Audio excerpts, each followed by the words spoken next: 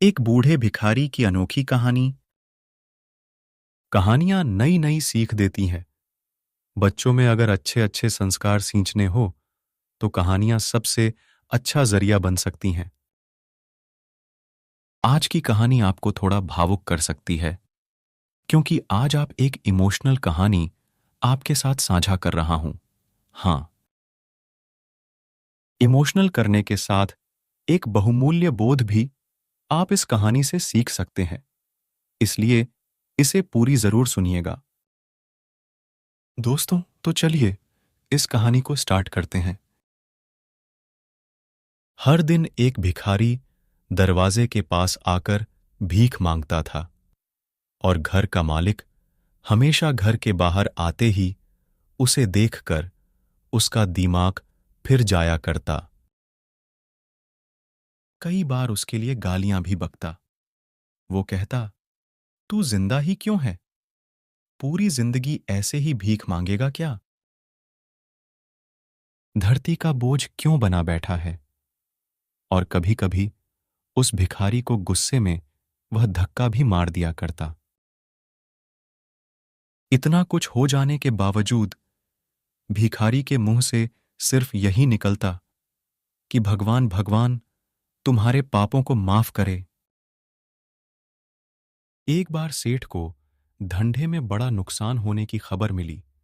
सेठ बहुत परेशान था कि तभी उसके दरवाजे पर वही भिखारी आया। गुस्से में अपना आपा खोते हुए सेठ ने उस भिखारी को पत्थर दे मारा। पत्थर लगने के कारण भिखारी का सर फूट गया और उसके सर से खून बहने लगा। फिर भी दर्द से कराहते हुए भिखारी ने इतना ही कहा, भगवान तुम्हारे पाप को माफ करे। भिखारी वहां से चला गया। सेठ सोच में पड़ गए। भिखारी को पत्थर मारा, फिर भी उसने सिर्फ प्रार्थना की। सेठ का गुस्सा शांत हुआ। सेठ का मन शांत हुआ। भिखारी का रहस्य जानने के लिए सेठ ने भिखारी का पीछा करना शुरू कर दिया। भिखारी जहां जहां जाता, सेठ उसके पीछे जाता। सेठ ने देखा कि कोई उसको खाना देता, कोई उसको मारता, कोई अपमानित करता तो कोई गाली देता। लोग भिखारी के साथ चाहे जैसा व्यवहार करते, लेकिन भिखारी सबके लिए एक ही प्रार्थना करता, भगवान तुम्हारे पाप माफ करें। अब रात होने को आई थी। भिखारी अपने घर जाने के लिए लौटा। वो अपने घर पहुंच गया, लेकिन सेठ अब भी उसका पीछा कर ही रहा था। एक पुरानी टूटी हुई खटिया पर एक बूढ़ी औरत लेटी हुई थी। काफी कमजोर और बीमार लग रही थी। वह भिखारी की पत्नी थी। अपने पति को वापस आता देख वह खाट से उठ खड़ी हुई। पत्नी ने अपने पति के भीख वाले कटोरे में देखा, उसमें सिर्फ आधी बासी रोटी थी। उसे देखकर वह बोली, आज बस इतना ही मिला? और हां, आपके सिर से खून निकल रहा है, ये चोट कैसे लगी? बूढ़ा भिखारी बोला, आज बस इतना ही मिला, किसी ने कुछ दिया ही नहीं। सबने गालियां दी और एक नए इंसान ने पत्थर भी फेंका, इसीलिए मेरा सर फट गया। एक गहरी ठंडी सांस लेकर बूढ़ा भिखारी फिर से बोला, यह मेरे ही पापों का फल है।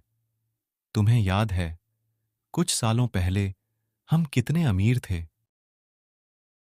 क्या कुछ नहीं था हमारे पास? हमारे पास हर चीज जरूरत से ज्यादा थी, लेकिन हमने कभी दान नहीं किया। और उससे भी बुरा हमने उस अंधे भिखारी के साथ किया जो हमारे द्वार पर भीख मांगने आया करता था। बूढ़ी पत्नी की आंखों में आंसू आ गए। वह बोली, हां, हम उस बेचारे अंधे के साथ बहुत बुरा करते थे, उसका अपमान करते थे, उसे खाने के लिए रोटी की जगह कागज दिया करते, उसका मजाक उड़ाया करते और कभी कभी मारा भी करते। मैंने कभी उसको रास्ता नहीं दिखाए। एक बार मैंने उसके मुंह पर भी फेंकी थी और वह हमेशा दुखी होकर यही कहता कि भगवान तुम्हें तुम्हारे की सजा देगा, भगवान तुम्हारे पापों की सजा जरूर देगा। उसका श्राप सच हुआ और हम इस दुख भरी जिंदगी में आ गए। भिखारी बोला, हां, उसका श्राप सच हुआ, इसलिए मैं किसी को बद्दुआ नहीं देता। चाहे कोई मेरे साथ कैसा भी बर्ताव करें, मैं हमेशा उसके लिए प्रार्थना करता हूं। मैं नहीं चाहता कि कोई भी हमारे जैसे जिंदगी का अनुभव करें, किसी को भी हमारे जैसे दुखों का सामना करना पड़े। वो नहीं जानते कि वह कितना बड़ा पाप कर रहे हैं, इसलिए अनजाने में हुए पाप की ऐसी सजा किसी को भी मिले, मैं नहीं चाहता। सेठ वहीं पर छुपकर यह सारी बातें सुन रहा था। अब उसे सब कुछ समझ में आ गया था। भिखारी और उसकी पत्नी ने वह आधी रोटी मिल बांट कर खाएं और भगवान को धन्यवाद बोलकर सो गए। अगले दिन बड़ा भिखारी फिर से भीख मांगने गया। सेठ के घर के पास जाते हैं। सेठ ने पहले से गरम रोटी या उसके लिए निकाल कर रखी थी। उसे देते हुए सेठ विनम्रता से बोला, माफ कर दीजिए बाबा, उसे बहुत बड़ी गलती हो गई। बूढ़ा भिखारी बोला, भगवान तेरा भला करे। इतना कहकर वह आगे निकल गया। इस कहानी से जो सीख लेने लायक है वह बड़ी ही सिंपल है कि आदमी चाहे किसी के बारे में बुरा कहे या भला करें, लेकिन भगवान सिर्फ कर्म के हिसाब से उसको फल देता है। दोस्तों, अगर आपको यह वीडियो पसंद आई तो आप हमारे चैनल को सब्सक्राइब कीजिए और इस वीडियो को लाइक करना ना भूलें। धन्यवाद।